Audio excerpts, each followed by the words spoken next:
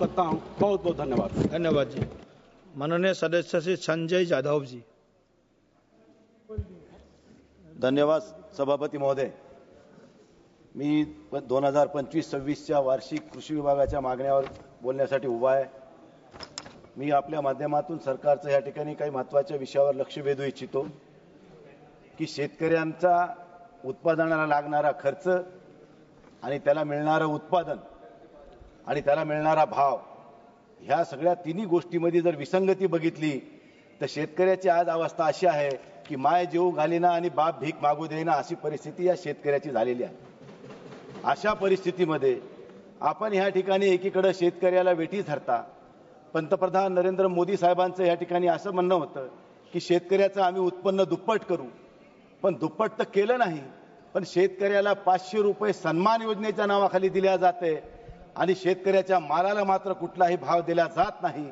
अशा परिस्थितीमध्ये अशी एक मराठीमध्ये म्हण आहे, भीक नको पण कुत्रावर, अशी म्हणण्याची वेळ सर्वसामान्य शेतकऱ्यावर आलेली मी या ठिकाणी आपल्याला या निमित्तानं सांगू इच्छितो। शेवटी हा विषय खूप महत्त्वाचा आहे। शेतकऱ्याच्या सिव्हिलच्या बाबतीत असेल, शेतकऱ्याच्या सिव्हिल कोरा झाला नाही म्हणून त्याला बँक कर्ज देत नाही। शेतकऱ्याच्या शिक्षणाचा विषय असेल, शेतकऱ्याच्या मुलाला शिक्षण घ्यायचंय, त्याच्या शिक्षणासाठी कर्ज दिल्या जात नाही। पण ह्या देशामध्ये अनेक उद्योगपतींनी देशाचं कर्ज बुडवून ह्या सरकारला अडचणीत आणण्याचं काम केलं, त्याच्याकडे सरकार गांभीर्याने घेत नाही। परंतु माझ्या शेतकऱ्याला कुठं अडचणीमध्ये मदत करायची त्यावेळेस मात्र हात झटकून सरकार मोकळं होतंय, ही एक वस्तुस्थिती सांगावीशी वाटते। मी आपल्या माध्यमातून पुन्हा एकदा मंत्री महोदयाच्या एका महत्त्वाच्या विषयाकडे लक्ष वेधू इच्छितो की ह्या ठिकाणी महाराष्ट्रामध्ये सप्टेंबर महिन्यामध्ये अतिवृष्टी झाली, ढगफुटी झाली आणि ह्या काळामध्ये सरकारनं त्या ठिकाणी शेतकऱ्याला एक विमाच्या अग्रिम विमा देण्याचं कबूल केलं, पण अग्रिम विमा आज 6 महिने झाले शेतकऱ्याला आणखीन 335 कोटी 90 लाख रुपयाचा अग्रिम विमा मिळाला नाही। ही या देशाची शोकांतिका आहे। एकीकडे कंपन्या ह्या विम्याच्या माध्यमातून गब्बर झाल्या, पण शेतकरी माझा आज उपाशी आहे, ह्याच्याकडे सरकार दुर्लक्ष करतंय, ही वस्तुस्थिती आहे। म्हणून मला आपल्याला या निमित्ताने एक विनंती करायची आहे की अशा परिस्थितीमध्ये शेतकऱ्याच्या पाठीशी खंबीरपणाने उभं टाकणं हे सरकारचं काम आहे। कृषी प्रधान महाराष्ट्रामध्ये आजच्या ह्या पूर्ण 5 वर्षामध्ये जवळजवळ 3.25 लक्ष शेत जमीन ही पिकापासून वंचित आहे, कारण ती सगळी उद्योगासाठी वळवलेली आहे। अशा परिस्थितीमध्ये ह्या राज्याचं क्षेत्रफळ घटलंय। या परिस्थितीत सुद्धा सरकारने काही गोष्टीवर विचार करणं आता ही काळाची गरज आहे। आज शेती जमिनी चव्हाण साहेब, मी एक तुमच्याकडे महत्त्वाच्या विषयावर बोलू इच्छितो की ह्या देशामध्ये प्रधानमंत्री पीक विमा योजना सरकारने काढली, पण ह्या पीक विमामध्ये प्रधानमंत्री पीक विमा योजनेमध्ये भ्रष्टाचार होतो हे मी तुम्हाला या ठिकाणी पुराव्यानिशी देतो। कारण माझ्या जिल्ह्यामध्ये महसुली जमीन नसताना जवळजवळ 11,221 शेतकऱ्यांनी बोगस पीक विमा उचललाय, ह्याच्यावर कुठलीही शासन कारवाई करत नाही आणि ज्या शेतकऱ्याला विमा मिळाला पाहिजे त्याला मिळत नाही।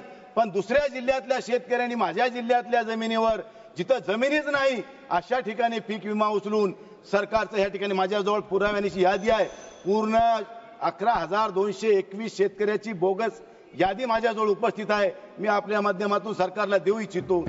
त्याचबरोबर मी आपल्याला या ठिकाणी सांगेन की स्वामीनाथन आयोगाची लागू झाली पाहिजे। ज्यावेळेस भारतीय जनता पार्टी विरोधी पक्षात असताना सातत्यानं या ठिकाणी मागणी व्हायची की स्वामीनाथन आयोगाच्या नियमानं शेतकऱ्याच्या मालाला भाव द्या, परंतु ते काही आजही होताना दिसत नाही। 11 वर्ष होऊन गेले, आज सरकार आलंय मोदीजींच्या नेतृत्वाखाली, पण शेतकऱ्याच्या बाबतीमध्ये कुठलाही ठोस निर्णय होत नाही, ही वस्तुस्थिती आहे महामंत्री। म्हणून मी आज शेवटच्या तुला गोष्टी एवढं सांगेन की आज आपण देशामध्ये जवळजवळ कितीतरी कोटीचं कर्ज उद्योगपतींनी बुडवलंय, पण माझ्या शेतकऱ्याला कर्जमाफी द्यायला या शेतकऱ्याजवळ पैसे नाही, या देशाची शोकांतिका आहे।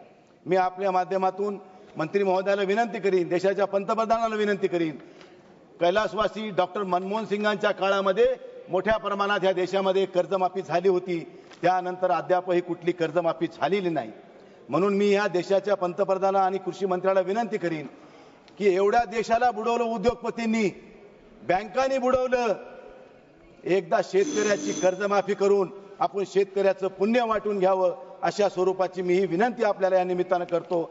शेवटी जाताना एक कबीराचा दोहा मी या ठिकाणी आपल्याला म्हणून दाखवीन की वहां से क्या तू लाया बंदे, यहाँ से क्या ले जाएगा, मुट्ठी बांध कर आया जग में हाथ पसारे जाएगा, बालापन में खेला खाया आई जवानी मस्त रहा, बूढ़ापन में रोग सताए खाट पड़ा पछताएगा, नाम हरि का जपले बंदे फिर पीछे पछताएगा, कहत कबीर सुनबई साधो करनी का फल पाएगा, करनी का फल पाएगा. धन्यवाद.